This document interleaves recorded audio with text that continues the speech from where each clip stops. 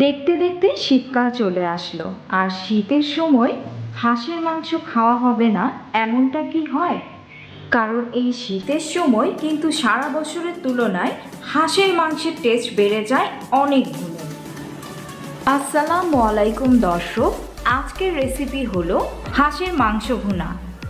আর এই হাঁসের মাংস ভুনা খেতে এতটাই মজাদার যে যারা পছন্দ করেন তারা তো বটেই, আর যারা হাঁস খেতে পছন্দ করেন না তারাও খাবেন চেটেপুটে। আর এই হাঁসের মাংস রান্না করেছি এমনভাবে, হাঁসের মাংসের গন্ধের ভয়ে যারা খেতে চান না তারাও নিশ্চিন্তে ফলো করে রান্না করে দেখতে পারেন। আর রান্না করলে এটার মজা নিয়ে অবশ্যই আমাকে ধন্যবাদ দিতে ভুলে যাবেন না। এই হাঁসের মাংস রুটি, পোলাও কিংবা খিচুড়ি যে কোনো কিছুর সাথে অনেক মজা লাগে। আর আজকের রেসিপিটি ভালো লাগলে অবশ্যই একটি লাইক দিবেন, আর চ্যানেলটি সাবস্ক্রাইব করতে ভুলে যাবেন না। আর সেদ্ধ নিয়ে কিন্তু কোনোই টেনশন নাই, হাঁসের মাংস শক্ত হয় এমনটা কিন্তু নয়। দেখতেই পাচ্ছেন এই মাংসটা সেদ্ধ হয়েছে কতটা পারফেক্টলি। তো চলুন চলে যাচ্ছি পুরো রেসিপিতে।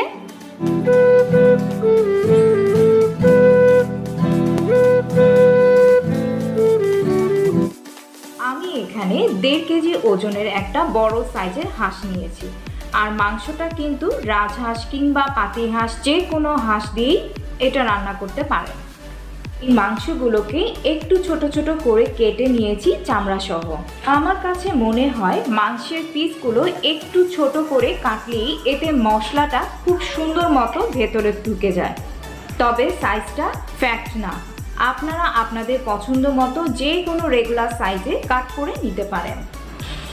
আর এই মাংসটা অবশ্যই চামড়া সহ নিতে হবে, কারণ শীতকালে কিন্তু হাঁসের চামড়ার নিচে অনেক চর্বি জমে, আর এটাতেই এর স্বাদ অনেক বেড়ে যায়।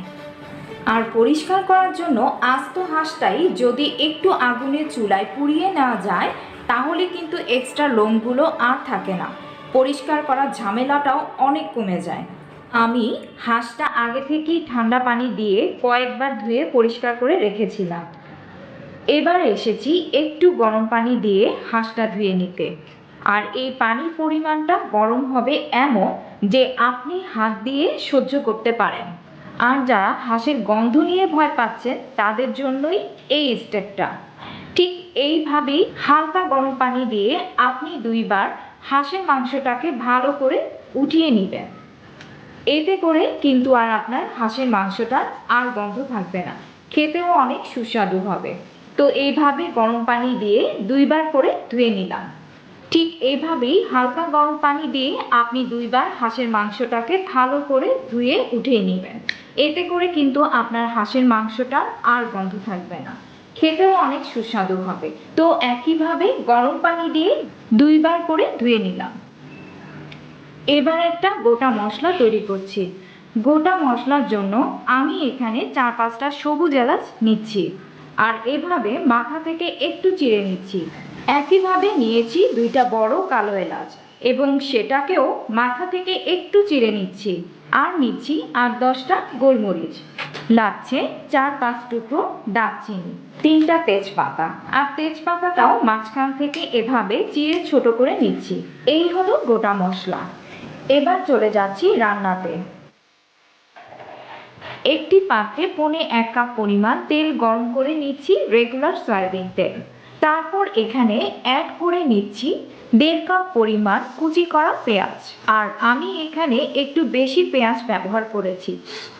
1 কেজি মাংসের জন্য 1 কাপ পেঁয়াজ। তো আমি যেহেতু 1.5 কেজি মাংস নিয়েছি তাই 1.5 কাপ পেঁয়াজ ব্যবহার করেছি। ভুনা মাংসে পেঁয়াজের পরিমাণটা একটু বেশি প্রয়োজন হয়। লবণটা দিয়ে নিচ্ছি স্বাদ মতো, আর লবণটা দিলে কিন্তু মশলার কালারটাই অনেক ভালো আসে। এবার দিয়ে দিচ্ছি গোটা মশলাগুলো। পেঁয়াজ যখন এরকম একটু ব্রাউন হয়ে আসবে ঠিক এই পর্যায়ে এখানে অ্যাড করে দিচ্ছি বাটা মশলা। দিয়ে দিচ্ছি 1.5 চা চামচ রসুন বাটা, 1.5 চা চামচ আদা বাটা,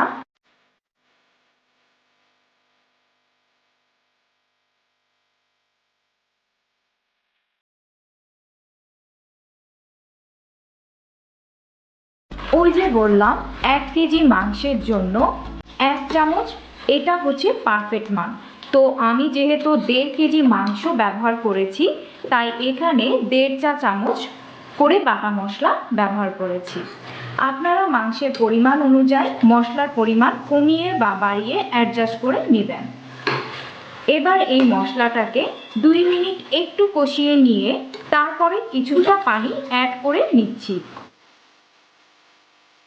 দিয়ে দিচ্ছি 1 টেবিল চামচ পরিমাণ মরিচের গুঁড়া, ঝালটা আপনারা পরিমাণ বুঝে অ্যাডজাস্ট করে নেবেন। দিয়ে দিচ্ছি 1 টেবিল চামচ হলুদ গুঁড়া এবং 1 টেবিল চামচ ধনিয়ার গুঁড়া, হাফ চা চামচ পরিমাণ জিরার গুঁড়া। তো এবার মশলাগুলোকে খুব ভালো মতো কষানোর পালা।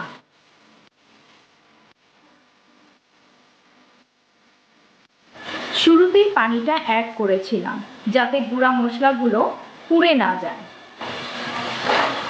এবার খুব ভালো মতো মশলাটাকে কষিয়ে নিতে হবে। আর মশলাটাকে কষানোর জন্য অবশ্যই আপনাকে একটু সময় নিয়ে এটা করতে হবে।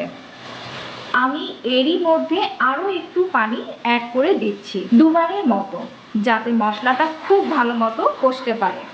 আর ওই যে মশলা কষানোর উপর এত গুরুত্ব দিচ্ছি, এর কারণ মশলাটা আপনি যত কষাবেন ততই কিন্তু টেস্ট বেড়ে যাবে। মশলাটা যখন এভাবে তেল ছেড়ে এসেছে, তখন আমি এখানে দিয়ে দিচ্ছি আগে থেকে পরিষ্কার করে রাখা হাঁসের মাংস। মাংসটাকে মশলার সাথে খুব ভালো মতো মিশিয়ে নিয়ে ঢাকনা দিয়ে ঢেকে কষিয়ে নিতে হবে। আর চুলার জালটা কিন্তু এ সময় থাকবে মিডিয়াম থেকেও একটু লোতে। আমি 10 মিনিট পরে ঢাকনা খুলে নিচ্ছি। মাংসটাকে একটু নেড়ে দিতে হবে। আর দেখতেই পাচ্ছেন চুলার জালটা যেহেতু খুব একটা জোরে ছিল না, পানিটাও কিন্তু ইতিমধ্যে বের হতে শুরু করেছে।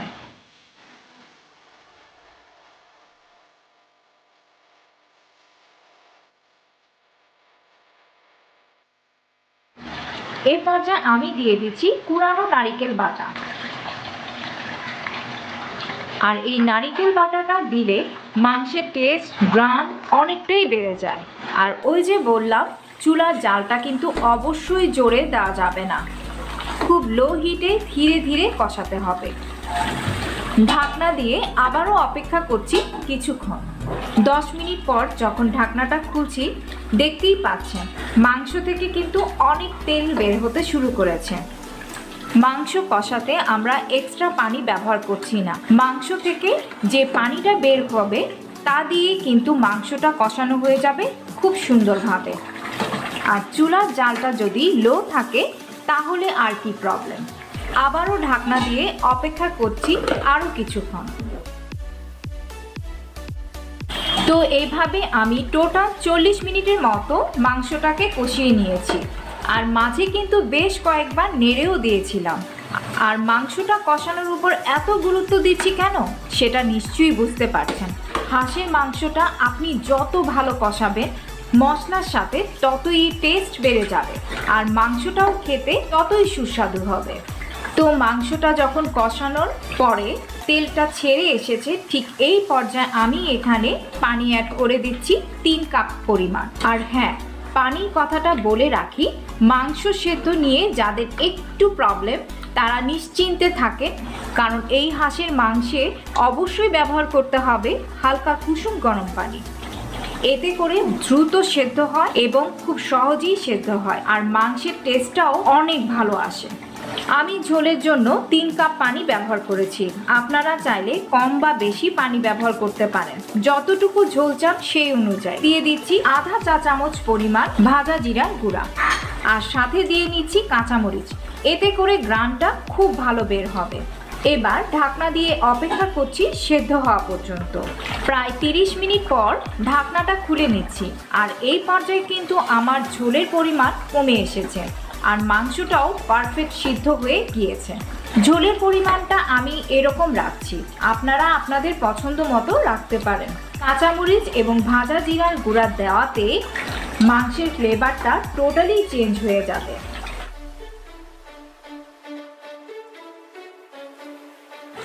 আর পরিবেশনের আগে ঢাকনা দিয়ে অপেক্ষা করছি 5 মিনিট, এতে করে তেলটা সুন্দর করে উপরে উঠে আসবে। তো ব্যাস, এবার গরম গরম পরিবেশন করতে চলে এসেছি। আর এই হাঁসের মাংসটা কেমন লাগলো বাসায় রান্না করে অবশ্যই আমাকে কমেন্ট করে জানাবেন। আশা করি আপনাদের মাংসের টেস্ট সম্পর্কে নতুন করে বলতে হবে না, আপনারা রান্না করলেই বুঝতে পারবেন এটার টেস্ট কতটা মজাদার। আর এই হাঁসের মাংসটা কিন্তু গরম গরম যে কোনো পিঠা বা সাদা ভাত, খিচুড়ি, যে কোনো কিছুর সাথে পরিবেশন করতে পারেন। আর এই পরিবেশনের আগে কিন্তু আরও একটি স্টেপ বাদ আছে, গেস করুন তো কি? পরিবেশনের আগে অবশ্যই এটার টেস্ট একটু বাড়িয়ে দেওয়ার জন্য একটু উপর থেকে কিছুটা পেঁয়াজ বেরেস্তা ছিটিয়ে দিতে ভুলে যাবেন না। এই পেঁয়াজ বেরেস্তা কিন্তু মাংসের উপর দিলে টেস্টটা অনেক গুণ বেড়ে যায়। তো হয়ে গেল, এবার আপনারা এটা পরিবেশন করে নিন গরম গরম পছন্দের যে কোনো কিছুর সাথে। আশা করি রেসিপিটি ভালো লেগেছে। আর হ্যাঁ, আমার চ্যানেলটি সাবস্ক্রাইব করতে কিন্তু ভুলে যাবেন না। আর আপনারা যে কোনো অভিজ্ঞতা শেয়ার করতে পারেন আমাদের ফেসবুক পেজে, এটার লিঙ্ক আমি ডেসক্রিপশন বক্সে দিয়ে দেব। আজকে আর কথা বাড়াচ্ছি না, শীঘ্রই আসছি নতুন কোনো রেসিপি নিয়ে। ভালো থাকবেন সবাই, আল্লাহ হাফেজ।